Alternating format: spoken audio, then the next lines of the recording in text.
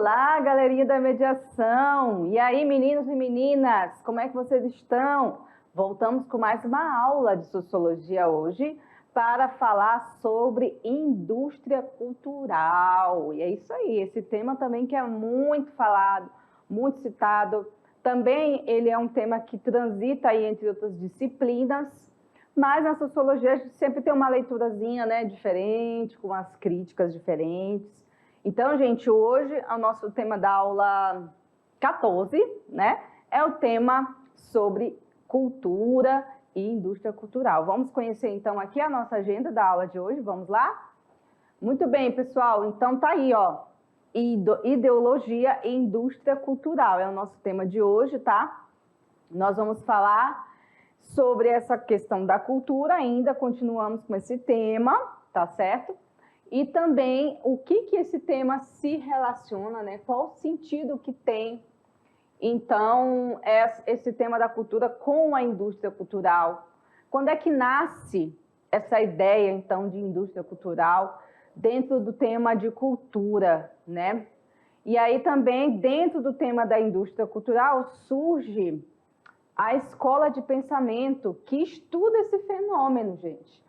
E essa escola de pensamento que estuda esse fenômeno chama-se Escola de Frankfurt. A Escola de Frankfurt é importante porque ela nos ajuda a compreender como que a indústria cultural ela adentrou totalmente a forma de fazer cultura, né? Essa forma de fazer cultura ela é totalmente relacionada, né, no mundo de hoje, desse mundo globalizado, ela está totalmente relacionada com essa questão dessa indústria cultural, de bens culturais que vão sendo consumidos. Depois a gente vai falar sobre a indústria cultural no Brasil, como é que isso funciona aqui, nas nossas terras, e o que caracteriza basicamente a nossa cultura. E também encerramos com a indústria cultural no Brasil, com mais algumas questões a serem discutidas, tá bom? Muito bem. Então, gente, essa aula, lembra que a gente deixou na aula anterior um texto para que vocês pudessem ler e tal, deixamos o materialzinho aí. Então, vocês façam primeiro essa leitura e assistam aí esse vídeo para poder acessar essa nossa aula, tá bom?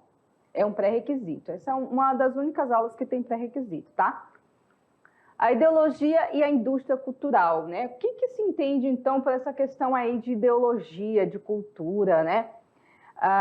Do que nós acessamos enquanto cultura, do que nós consumimos enquanto cultura, principalmente com essa questão da sociedade contemporânea. O que hoje é importante, que é considerado arte, né? Isso trata totalmente desse aspecto aí da arte. Então, a arte, ela traz uma leitura de mundo, certo? A arte, ela traz um tempo histórico, ela traz as críticas sociais. A arte, ela é bonita por isso, porque ela pode trazer diversas leituras através de um teatro, de uma música, de uma tela, né? De um filme, então, de uma escultura, enfim, de vários elementos, tá? Então, assim, na sociedade contemporânea, os meios de comunicação e interação social ganharam total importância, né? Então, eles tiveram uma importância fundamental na propagação de quê?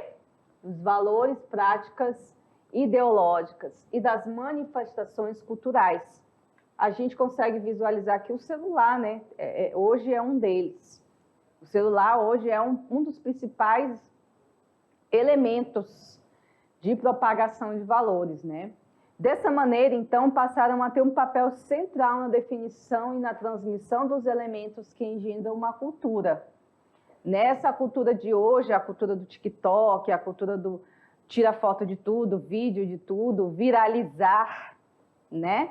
Não era, há 5 anos atrás, não era uma palavra tão forte, tão conhecida. Hoje, fulano viralizou porque fez um vídeo sobre tal coisa. Então, assim, querendo ou não, todas essas mudanças, o aparelho eletrônico, uma câmera ela passa a ter uma importância que não tinha no passado. E disso também se traz essa ideia do imediato, né? Do imediatismo. Então, um vídeo que eu gravei, eu já postei, e as pessoas já estão vendo, curtindo, compartilhando, e aí fica, né, tudo muito popularizado, rapidamente as coisas se espalham. Então, há um imediato, né? Essa sociedade do imediato, eu quero tudo para ontem, para hoje. Entenderam como isso também passa pelos valores? Antes a gente, como não era tudo tão rápido, a gente aprendia a esperar mais as coisas. Hoje o valor tem que ser o valor do agora. Eu quero isso para agora, eu não quero esperar, eu não quero, né, deixar amadurecer. Até na natureza tem um tempo para as coisas acontecerem, né? Ou para a fruta amadurecer, para os animais nascerem. Mas nesse tempo de agora, dos valores do agora, as pessoas não querem mais esperar por nada. Então, isso também passa por uma ideologia, passa por uns valores, né? Então, gente, nessas questões, as diferentes manifestações culturais, que são originadas de diferentes classes sociais, constituem a sociedade. Então, assim, numa sociedade não existe apenas uma manifestação cultural da classe rica e não também apenas a manifestação cultural da classe pobre. Existem aí tudo ao mesmo tempo, tá? Ao mesmo tempo que a gente pode dizer que essas práticas, elas podem ser remodeladas e transformadas para atender uma cultura de massa. O que é quando a gente fala em indústria cultural, tem que falar de cultura de massa, né? O CM. A cultura de massa é a cultura que atinge milhares de pessoas, a maior parte de pessoas possíveis, né? Então, cultura de massa é tudo aquilo que realmente é para abarcar o maior número de pessoas, né? E essas ideias de remodelagem e de transformação para que sejam facilmente consumidas, elas trazem uma cultura, música, teatro, dança, arte, como mercadorias para consumir. Então, o que muda nessa relação? É que, então, eu tendo dinheiro, eu passo a consumir mais coisas. A arte também é consumo nesse sentido. E aí os diferentes meios de comunicação se aproveitam desse valor que a indústria cultural ela construiu, que é os produtos culturais, e fazem com que a gente consuma essa cultura, trazendo o quê? Lucros, altos lucros, né, gente? Então, isso tem que ser considerado, tá? Outra coisa que tem que ser considerada é a importância dos meios de comunicação. Em indústria cultural, vocês têm que estar ligados que existem vários meios de comunicação que vão levar essa arte para o público, para a massa, como a gente fala, né? O público que vai receber essa arte ou essa cultura, ela tem que estar mais receptiva possível. Então, eu preparo essas mentes aqui para serem receptivas e não críticas com relação a essa cultura, né? Então, a gente considera esses meios de comunicação como uma forma de transmitir para essa gente, entendeu? Para esse público. Então, faz todo sentido, né, você fazer essa leitura e perceber que houve uma revolução causada por essas transformações que vieram da tecnologia da informação. Então, quanto mais fácil, palatável, né, a gente transforma essa cultura, mais público ela tem. Por que eu digo isso? Vamos para a indústria alimentícia, tá? Para fazer uma comparação com essa situação. Na indústria alimentícia, o alimento ele tem que estar o mais palatável possível para agradar quando a gente comer. Então, os alimentos industrializados, eles vão ter um sabor diferente, um sabor que chega a encantar mesmo, é para encantar e para viciar. Então, e o objetivo de tudo isso não é só te alimentar, fazer você ficar bem alimentado, pelo contrário, né? Quanto mais industrializado é o produto, menos nutrido você vai ficar. E aí você está ali e você se alimenta daqueles produtos industrializados e sente um prazer, sente um gosto que você às vezes até abandona lá a fruta, abandona a verdura, abandona o alface. Por quê? Porque aqueles alimentos, eles são muito mais gostosos, interessantes. Uma bolacha recheada, um iogurte, um biscoito. E aí você acaba, às vezes, até trocando os alimentos naturais pelos alimentos industrializados, porque eles trazem essa pegada. O que não te contaram é que para esses alimentos ficarem super, hiper palatáveis, eles são recheados de produtos químicos que vão fazer você se viciar. Um deles é o açúcar. O açúcar está presente em quase todos os alimentos industrializados. Ele vai lá, você não vai ver o nome lá na lista de ingredientes, porque o nome dele está camuflado por outro produto químico, né? E aí você vai comer e o açúcar, ele vai realmente ter um paladar mais gostoso, então você vai se viciar mais rápido. Você vai querer comer bolacha, biscoito, iogurte, enfim, um monte de coisas que você vai sentir prazer. Da mesma forma também é o sal. Então, os alimentos que, mesmo açucarados, eles têm um alto teor de sódio para poder manter eles por mais tempo no supermercado e não estragar, né? Então, você vê lá o alimento, um pacote de biscoito que tem 1 ano de validade. Por que ele dura 1 ano lá na prateleira e não estraga? Por causa do sódio, entendeu? Então, esse alto valor de sódio, de açúcar, não te falam e você está lá consumindo, né? Por que eu fiz essa comparação com a indústria de massa, com essa ideia do palatável? Porque o que chega muitas vezes para a gente na internet e na televisão são artes, são culturas que estão totalmente transformadas por um teor industrial, fazendo com que elas fiquem muito fáceis, as músicas fáceis de cantar, né, as danças fáceis de fazer. É diversão, é prazeroso, e aí você parece que tudo é muito fácil, porque te tira até um pouco da realidade. Assim como o açúcar também tira o sabor dos alimentos, quando ele é fora da natureza, né? Então isso faz com que o público aceite melhor uma novela, né? Por isso, hoje, muitos profissionais da área de psicologia e psiquiatria têm alertado os jovens sobre o uso de telas, principalmente para crianças em idade infantil, né, informação. Por quê? Porque ela tira a criança da realidade. Ela faz a criança achar que a realidade dela está dentro da televisão. Tanto que ela vê os objetos todos, né?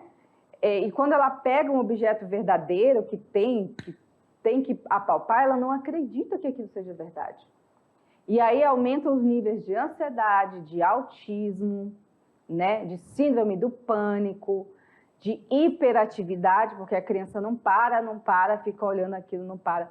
Então, assim, hoje se tem estudos mostrando o quão prejudicial é a gente ficar horas e horas na frente de uma televisão, na frente de um celular. Ele tira os desníveis de sono, você não dorme bem porque você passou muito tempo olhando para uma tela. Então, tem todas essas questões, certo? Então, só esse parêntese fechado, a gente volta aqui para a aula para analisar que as consequências que tem, né, dentro dessa questão aí da indústria de massa, ela atinge jovens, crianças, idosos, de todas as classes sociais. Todos nós hoje estamos aí pendurados num celular. E às vezes nem percebemos quanto tempo a gente fica lá olhando, vendo vídeo, rindo, achando graça de tudo, né? Aqui, voltando para o nosso slide, só para a gente passar aqui, isso tudo, gente, diz respeito ao nosso tema. Parece que não, mas sim, né? Isso tem relação. Então, na virada do século, gente, do século XIX para o século XX, o mundo ocidental, então, conheceu outras formas de produção. E essa produção ela tende a acompanhar os mesmos valores da produção industrial, por exemplo, de carro, difundido pelo Henry Ford, né? Que inaugurou, então, essa leva do Fordismo, né?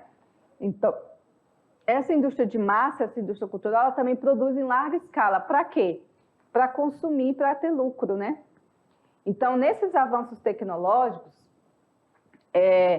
isso para eles possibilitou o surgimento de novas formas de expressão artística e o estabelecimento de novas relações entre o público e a arte. Então, às vezes, a gente consegue ter uma relação mais próxima, né? Por exemplo, o cinema é uma dessas expressões artísticas, né? A gravação de determinada sequência de cenas pode ser copiada e o filme pode ser visto por diversas vezes, né? Em vários lugares do mundo. Então, o acesso à própria cultura também se popularizou. Não vamos também ver tudo pelo lado negativo. O acesso, para você assistir uma peça de teatro, às vezes você tinha que estar lá no teatro. E não é barato, né, gente, um ingresso de peça de teatro. Hoje, dependendo do tipo de peça, você assiste pela TV, você assiste pela internet, né? E você consegue ter acesso a essa arte. Então, assim, os shows, por exemplo, hoje muitos são transmitidos pela internet. Você não precisa estar lá no show para ver o artista, você está lá assistindo pela internet. Então, há também as suas facilidades, né? Então, gente, a indústria cultural, ela é um termo usado para designar esse modo de fazer cultura, que é uma cultura a partir de uma lógica da produção industrial. Então, cultura em larga escala, né? Significa o quê? Que se passou a produzir arte com uma finalidade. Não a arte pela arte em si, mas a arte pelo lucro, né? Para obter lucro com o cinema. Então, o cinema vai ver o público que ele vai atender para fazer um filme que agrade esse público. Por quê? Porque ele precisa de quê? De bilheteria. Então, se o filme não tiver bilheteria, né, ele não tem sucesso. Então, a gente tem hoje vários personagens, né, que traduzem assim, todo esse aparato cultural. E aí, além de ser o personagem do filme, ele vira boneco que vai vender, chaveiro, roupa de cama, toalha, souvenirs, um monte de coisa que custa caro, tá? Porque se você for comprar lá um bonequinho do Batman, original, não sei de quê, é caríssimo. Então, assim, tem um apelo cultural do lucro aqui. Não estou dizendo que é errado assistir Mulher Maravilha e tudo mais. X-Men e tudo mais. Não é isso. A questão é como isso acaba virando apenas um discurso do lucro e não uma arte que se preza por um valor, né? Então, assim, cria-se os padrões como vilão, mocinho, as histórias de amor e os finais felizes. E aí hoje já se tem uma crítica, né, em relação a vários personagens do cinema, dos desenhos, das séries, que como a sociedade mudou e estão se reivindicando as novas identidades, hoje já se discute, mas o personagem podia ser negro, porque as pessoas negras não se sentem representadas nos filmes, aí fizeram um personagem negro. Um personagem gay, porque os gays não estão se sentindo representados nesse filme, nessa arte, então vamos colocar um personagem gay. Um personagem, os filmes com temas não religiosos, né? Com temas de outras religiões, de matriz africana, ou temas asiáticos, né, lá do pessoal da Ásia. Então, assim, hoje os personagens, o público também reivindica sua representatividade dentro desse universo da cultura, né, cinematográfica, nos desenhos, nas novelas, nos personagens, na dança, na música. Muito se teve de críticas feministas, as músicas, e ainda tem, né, as músicas aí que são propagadas, músicas populares, pela questão da imagem da mulher dentro da música. Então, há muitas críticas, mas essa música aqui, ela coloca uma imagem uma imagem errada da mulher e tal. Então, existe toda uma discussão também crítica em relação a essa arte, que é ao mesmo tempo uma arte que vai buscar o maior público possível, então ele quer falar a linguagem das massas, a linguagem do povão. Quando a gente fala massa, é o povão mesmo. O que o povão gosta de ouvir? O povão gosta de ouvir o sertanejo universitário, então vamos tacar sertanejo universitário aí nessas rádios para o povão ficar feliz, né? Mais ou menos esse tipo de situação. Então aqui, voltando para... A gente vai ver agora uma animação sobre indústria cultural, tá bom? E já já a gente volta para continuar discutindo esse tema, tá? Aguardo vocês, assistam aí com bastante atenção. O que é indústria cultural? É a existência de meios de comunicação que são capazes de colocar uma mensagem ao alcance de um grande número de indivíduos. Para caracterizarmos a indústria cultural, temos que associar alguns termos e entender os seus significados e qual o grau de interesse e influência que cada um exerce sobre o outro. As massas seriam um grupo de pessoas que, por algum motivo, compartilham o mesmo interesse por alguma coisa. Depois temos a arte, que por si só tem um valor cultural embutido, uma importância não só material, mas que vai passar a ter uma outra interpretação com a entrada de um novo termo, a indústria. Essa indústria é a que foi inserida a partir da Revolução Industrial e nasceu de um sistema chamado capitalismo. A indústria cultural, segundo Adorno e Horkheimer, possui padrões que se repetem com a intenção de formar uma estética ou percepção comum voltada ao consumismo. Agora que apresentamos o termo, vamos ver as suas ligações, agora controlada pela indústria. A indústria passa a replicar a arte, de forma que a mesma perde o seu valor cultural, passando a ser apenas objeto de consumo, significando acúmulo de dinheiro para as grandes indústrias. Agora sim podemos associar os meios de comunicação, pois eles serão a ligação entre a indústria e as massas. A partir da entrada dos meios de comunicação, inicia-se um trabalho de influência e alienação, na qual o principal foco é fazer com que as massas passem a se interessar, a terem desejos por produtos dessa indústria, utilizando de mensagens e estratégias para fazer com que a massa acredite que precise de tal produto, mesmo não precisando. O homem, assim, perde a capacidade de raciocínio e passa a ser influenciado pela indústria cultural, que impõe sobre ele suas vontades e faz com que ele consuma os produtos necessários para que esta indústria gire e consiga cada vez mais lucro. E essa realidade não está muito longe de nós no dia a dia. Por exemplo, as roupas da moda, as calças coloridas. Qual o verdadeiro interesse por trás delas? Um gosto pessoal vindo de uma massa, um gosto que é inserido na massa, que é vindo dos grandes meios de comunicação. Fica claro que os meios usam essas estratégias para criar um novo interesse nas massas, pois as calças coloridas acompanham todo um exagero da indústria cultural, que lança cada dia mais novos elementos para gerar mais consumismo, com o objetivo de lucrar, o que chamamos de capitalismo. Então, pessoal, voltamos aqui, vocês viram aí um videozinho, uma animaçãozinha para falar sobre essa indústria cultural, né? E a gente continua aqui na aula, vamos aqui prestar bem atenção no nosso slide aqui, para a gente voltar para essa discussão interessante, que é essa questão da padronização, né? Então, assim, na indústria cultural, tudo parece muito igual, né? Muito padronizado, e esse realmente é o objetivo, né? E na música, a gente acabou de falar da música, né? O ritmo ou artista de sucesso logo é copiado, né? Não possibilitando aos ouvintes o poder da escolha, já que é muito parecido. Então, as músicas hoje de determinados, digamos assim, não vamos falar de um estilo porque é muito pessoal, né? Mas assim, os ritmos hoje, as músicas, as batidas são parecidas, que é justamente para agradar o público, né? As letras são parecidas, aí inaugurou-se vários outros estilos, né? Como a sofrência. Até esses dias eu estava rindo, que eu ouvi alguém falar assim, que em determinada região aqui de Porto Velho o pessoal gostava de ouvir noia dance. Aí eu ri demais. Noia dance eu nunca tinha nem ouvido falar, que eu tinha ouvido falar no dance, mas o noia dance ainda não.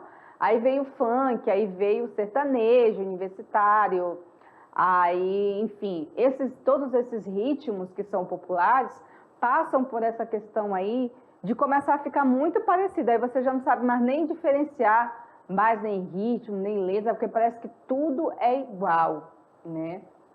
E aí a indústria da cultura, ela produz realmente isso para atender o público, que é a massa, né? E faz com que isso entre num ciclo vicioso. Então, a indústria de massa, ela define qual tipo de arte pode ser consumida. Então, assim, por que a música do fulano de tal lá tá tocando na rádio todo dia, toda hora, não sei o quê, o público está gostando? Na verdade, gente, isso tudo é manipulado. Porque as inserções de rádio, gente, elas são pagas. Ninguém coloca a música na rádio se for de graça, não.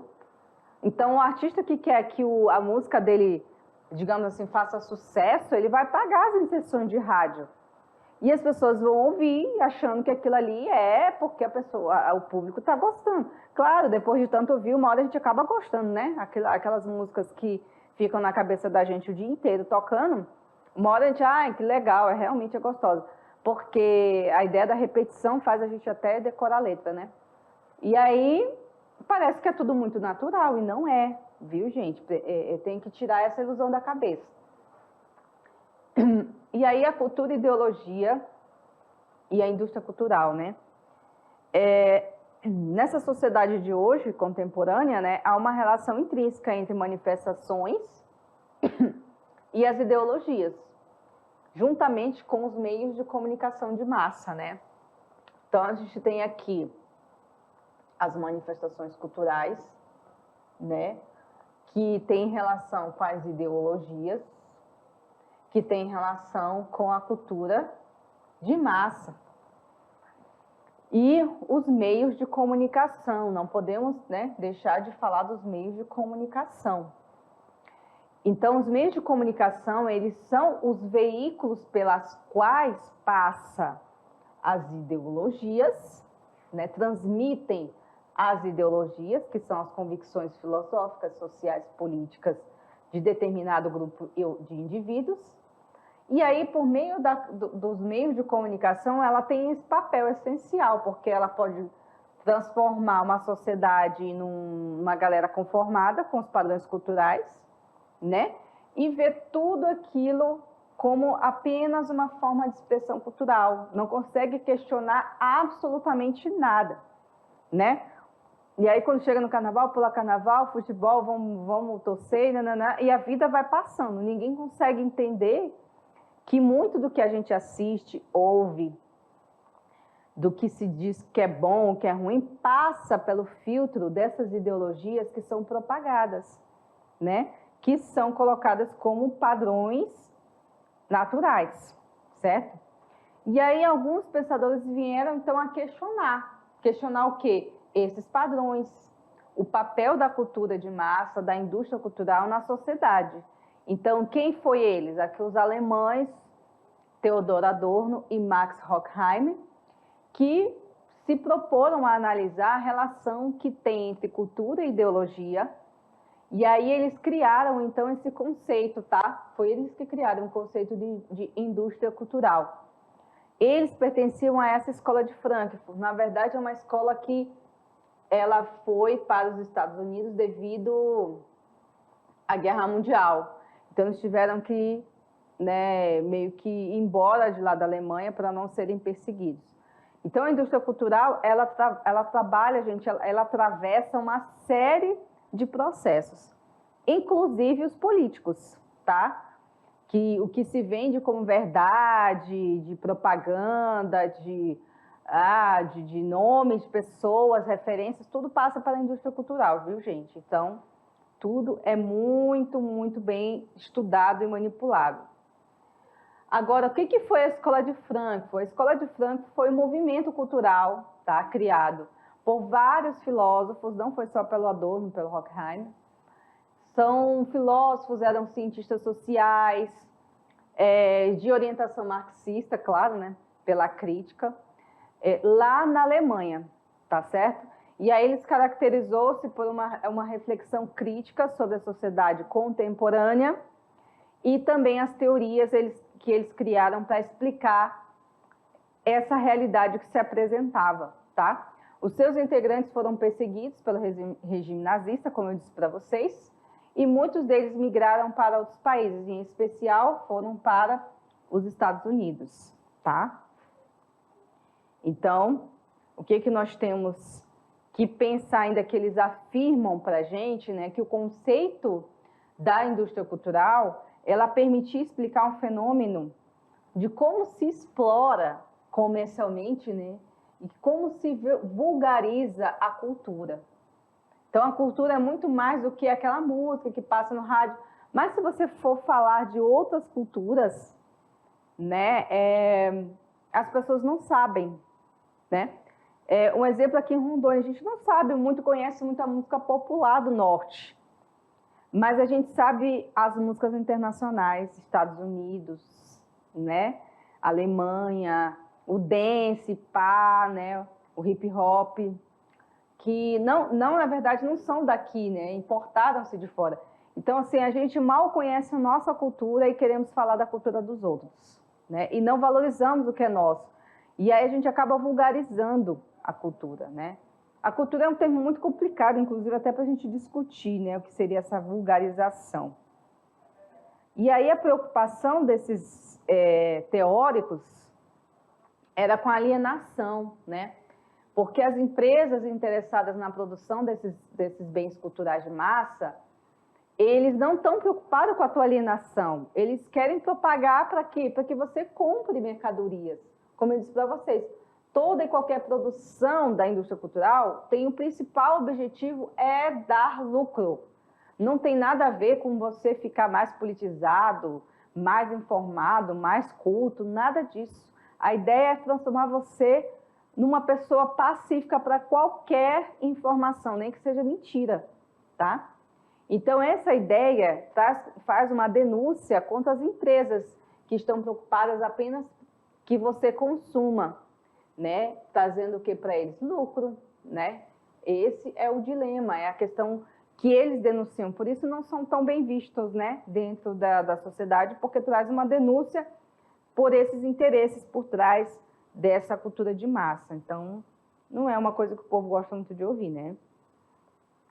E aí, nos filmes de ação, por exemplo, o espectador é tranquilizado com a promessa de que o vilão terá o seu castigo merecido.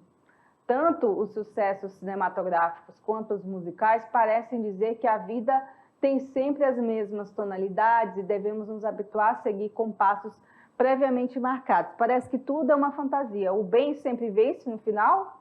Será, gente? A realidade é outra, né? Então, a gente, muito da produção cinematográfica norte-americana trazia o mocinho como o cara, o Rambo lá, o norte-americano, né? O homem branco, né? Forte, malhado. Acho que naquela época nem existia, mas se fosse hoje em dia ser um homem que fazia o crossfit, fitness, né? E o vilão? O vilão geralmente era um homem, sei lá, asiático, africano, sempre era alguém de um continente desprezado. E aí, quando ia fazer aquele papel, um desenrolar do filme, quem era o herói que resgatava, que salvava a Terra de um cataclisma, pá e tal? Era o norte-americano, né? Você nunca se perguntou isso, porque que sempre o vilão era o mocinho, era aquele homem branco, e sempre, às vezes, negros, asiáticos eram os vilões? Vocês nunca se perguntaram, não? Por que é isso? Tem toda uma construção cultural, gente, uma construção narrativa por trás daquilo, né? E sempre vulgarizando a ideia das outras culturas, né? Onde a cultura principal, o mocinho, digamos assim, nas guerras, sempre quem era mal era que não era norte-americano, que não era dos Estados Unidos, né? E o ruim era de outros países. Então, olha só, como a narrativa perfeita e você, ó, nem percebe. E tá lá torcendo pelo mocinho, né? Bom, voltando aqui para o nosso slide, é basicamente isso, gente. É a construção de mocinhos e vilões e que você acaba acreditando que aquilo realmente é verdade. Você não acredita que um norte-americano seja uma pessoa má, porque no filme não aparece, né? Não aparece, nunca aparece ele mal. Então, gente, Dessa forma, nos sentimos integrados a uma sociedade imaginária, sem conflitos e sem desigualdade. Então, a gente não questiona nada, né? A gente acha que, no final, vem um justiceiro, vem um Rambo, vem o resgate de algum lugar aí que vai, né, parecendo o Chapolin Colorado. E agora, quem será que vai nos defender? Como se nós, enquanto sociedade, enquanto seres humanos, grupo, a gente também não pudesse buscar por justiça, porque sempre vai ter alguém para fazer por nós, né, enquanto sociedade, né? Então, a gente precisa pensar nessa reflexão também. Então, assim, aí vem as análises, né? O Adorno e Horkheim apontam essa homogeneização das pessoas, tanto pessoas como grupo, como classes, como se todo mundo fosse igual, como se o significado da felicidade fosse comprar, consumir, né? E aí, sempre a mercadoria cultural, né, vai ser valorizada, porque é um consumo que te traz um status. Ah, você já foi... Ah, eu lembro do Ariano Suassuna agora, gente, ele contando a história. Depois vocês procuram aí o vídeo dele no YouTube. Ariano Suassuna e a Disney. Ele conta a história... Gente, Ariano Suassuna é um dos maiores, cara, intelectuais do Brasil, nordestino. E ele disse que nunca foi à Disney, né? Ele já morreu há algum tempo. E ele fala como era... ele tentava explicar para uma pessoa, para uma mulher, por que ele nunca tinha ido à Disney. Por que a Disney para ele não era importante? Hoje, gente, nossa, nessas classes mais altas, se você não foi à Disney, você não, sabe, não se realizou. Então, tem tudo isso. Então, a Disney é um produto cultural também, né, gente? Então, a gente não pode esquecer que traz o status, quem foi à Disney e quem não foi. O mundo está dividido em quem foi e quem não foi, né? Dessa forma, então, gente, a indústria cultural, ela seduziria todas as classes sociais, criando uma ideia de uniformização, né? Tanto de pensar, como de agir, de sentir. E aí, o sucesso dos produtos nem sempre se deve apenas à qualidade, né? Está relacionado ao conteúdo da obra ou das características de um personagem, que se encaixa em programas e agências governamentais, né? Da indústria cultural, voltados o quê? Para a difusão de quê? De ideias, de valores, de comportamentos. E aí você, às vezes, vê os personagens assim, né? Os heróis, e eles nem sempre fazem coisas boas. Então, o herói nem sempre é herói. Às vezes, o herói é um anti-herói, né? Não sei se vocês sabem que existe esse tipo de personagem nas telas, né? Tanto na novela, em filmes, que é o anti-herói. Aquele que é um herói, mas é cheio de defeitos. E aí, às vezes, você nem percebe isso, né? Fala assim, nossa, mas será que é isso mesmo, né? Não é perfeito.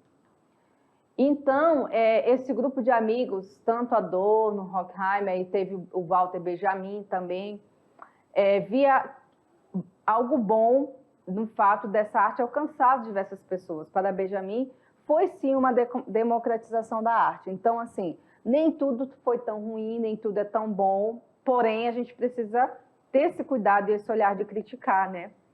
A possibilidade de criar, de copiar, de produzir, deu essa possibilidade para que a cultura alcançasse o maior número de pessoas, né? A fotografia possibilita que se observe um quadro de museu distante, sem a necessidade de o observador ter que se deslocar. Hoje em dia existem os museus que você vê pela internet, o museu tal, você consegue ver as obras de arte que tem lá, sem necessariamente ter que viajar lá para a Europa para visitar. Isso foi um lado bom, né? Foi um lado da democratização da arte. Então, o cinema possibilita a mesma coisa, né? A fotografia do cinema sendo um fragmento do olhar de quem estava atrás da câmera, e aí é possível levar esse pedaço do mundo para muitas pessoas, tá? Além disso, o avanço tecnológico foi possível que mais pessoas tivessem acesso às ferramentas da produção cultural. Benjamin não viu o mundo tecnológico que temos hoje, mas se ele visse, ele realmente ficaria surpreso com tanta coisa que a gente criou, né? E aqui a cultura e a indústria cultural no Brasil. A cultura do Brasil, ela compreende uma quantidade e uma diversidade de imensas expressões nas nossas festas, danças, esculturas, pinturas, gravuras, literatura, né? Mitos, superstições e até na nossa alimentação, né? Nessa diversidade cultural, estudada por Luiz Câmara Cascudo, que registrou uma amostra de expressões culturais brasileiras no Dicionário do Folclore Brasileiro, publicado em 1954. Outro estudioso também foi o Fernando de Azevedo, que apresentou o livro A Cultura Brasileira, um panorama da nossa cultura e uma análise histórica da vida intelectual no país. Muito bem. E o que caracteriza a nossa cultura, na verdade, gente?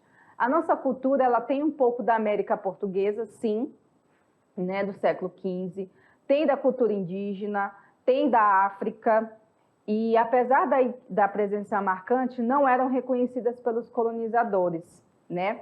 Então, a margem da sociedade, que ficavam os indígenas e os africanos, não dava espaço para essa riqueza, né? Tal sociedade tinha como principal referência, sempre no início era a cultura europeia, né? E depois isso foi mudando. Um estudioso brasileiro, que é o Antônio Cândido, ele, em 1968, ele afirmou que imitar para nós foi integrar, foi incorporar-nos à cultura ocidental, na qual a nossa era débil ramo, em crescimento. Foi igualmente manifestar uma tendência constante de nossa cultura, que sempre tornou valores europeus como meta e modelo. Até hoje é assim, né, gente? A gente quer imitar os outros e esquece da nossa riqueza. Então, na cultura brasileira, por exemplo, a gente encontra uma variedade imensa de ritmos que são puros e misturados, cópias ou reelaborações constantes, invenções, inovações, com os mais diversos instrumentos, sejam eles extremamente simples, artesanais, como também os sofisticados e os eletrônicos. Olha só, interessante, né? Então, a produção cultural do nosso Brasil, da nossa música, tem os traços da origem marcante africana, né, que é, por exemplo, o axé, né, que é bem marcante da cultura africana, indígena, sertaneja, europeia, sem classificar o que é mais ou menos importante, simples ou complexo.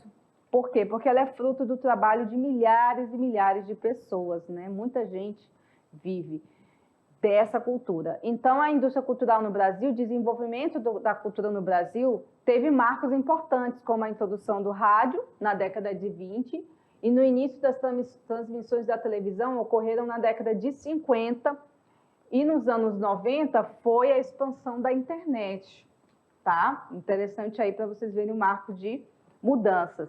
Outros campos da indústria cultural, também o cinema, jornal, livros, não têm essa difusão tão expressiva quanto a televisão e o rádio e a internet hoje, né? O cinema atinge no máximo, 10% da população, pouco mais de 20% dos brasileiros têm acesso a produções escritas, como jornais, revistas, né, e livros. A gente lê muito pouco. Aliás, gente, nós somos um dos países que menos lê, tá, pessoal? Na América do Sul, nós somos um país que, infelizmente, lemos muito pouco, porque a nossa produção de leituras é cara, então a gente tem pouco acesso, né? Ou pelo menos também pouco interesse. Então, gente, nossa aula sobre indústria cultural e ideologia termina por aqui. Já a gente volta para a revisão e correção da atividade. Aguardo vocês.